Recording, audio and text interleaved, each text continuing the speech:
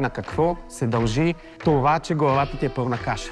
Ако имаш нужда от помощ, съм на среща. Това е пълна катастрофа, което виждам днес.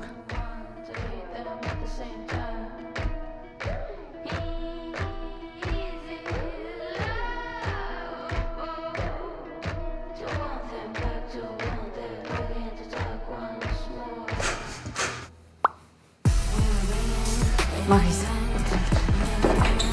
Хората, с които се срещам, са малко странни, всъщност даже много.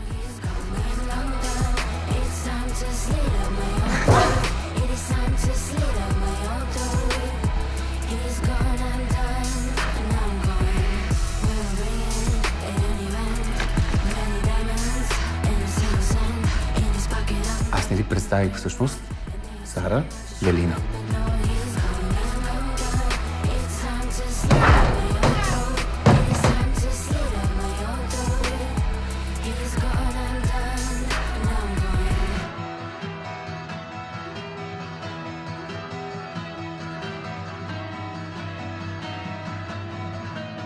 Може би нямам нужда от помощ.